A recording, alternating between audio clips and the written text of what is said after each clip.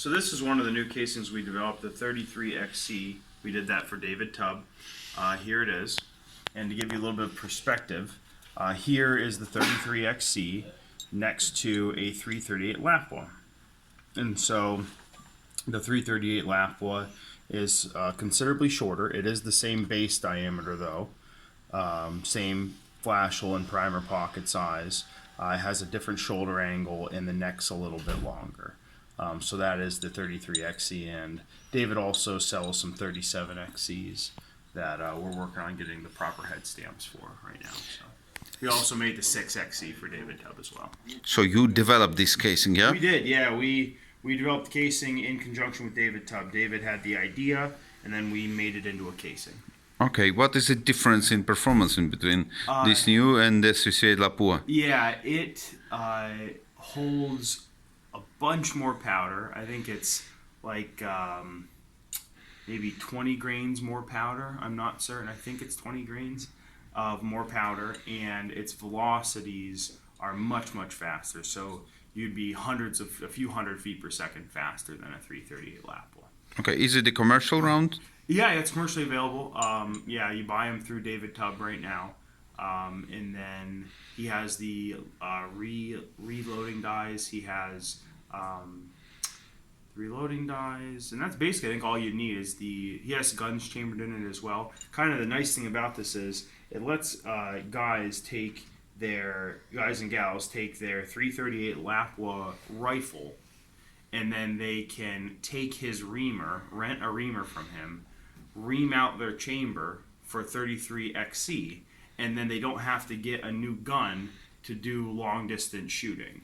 They can basically just ream out their own gun, but it's a single feed after that. Then it's a single feed rifle, but they can use their existing 338 Lapua rifle to start shooting well past into 2,000 meters. Okay, interesting. And your new development for the Brian Leeds? Worked on the 375 and 338 enabler, and this is the 338 version, and so it's a completely new head stamp we did for it's a completely new body diameter that we did for Brian Litz. It is the same head diameter as a 375 Chi-Tac or 408 Chi-Tac, same primer pocket size, same flash hole size, and it has roughly the same amount of internal volume as a 375 Chi-Tac. So what this does is it allows shooters to, the main issue with the Chi-Tac is that its performance is great, as far as rounds on target at extreme long distance, 2,500 meters, 2,000, 3,000, 4,000 meters. However, it's not magazine fed because the bullets are too long. And so what this did was it took the 375 casing, shortened it, made it fatter, so that it held roughly the same amount of powder, but then you can seat your really long bullets, these new ultra high BC bullets, and then you can magazine feed them, whereas before it was basically a single shot. And so Brian's working on this project with his company, with the U.S. government and I think a few other governments, and they're testing out these systems right now. And so it's a fun project, and we have the 338 version and the 375 version. Okay, so it was the government order from the early beginning. What was that? A government order from the early beginning. Yeah, the government order was, I think it was over $1 million, I think, for the contract. It was a very large contract. And so we produced, I think, 10 or 20,000 pieces, and then we have another order that we have to produce to get them supplied, and I think that'll be somewhere 50 or 100,000 pieces. So okay, there'll be plenty of brass, and then you can get the dies and guns and the chamber reamers from Brian Litz, and so that's where you buy all of that brass from, and it's an exclusive through Brian Litz for now. Okay, does it mean that the Peterson and yourself are open for the new projects and new proposition? Yeah, from time to time we are. There normally has to be a pretty good sized order behind it.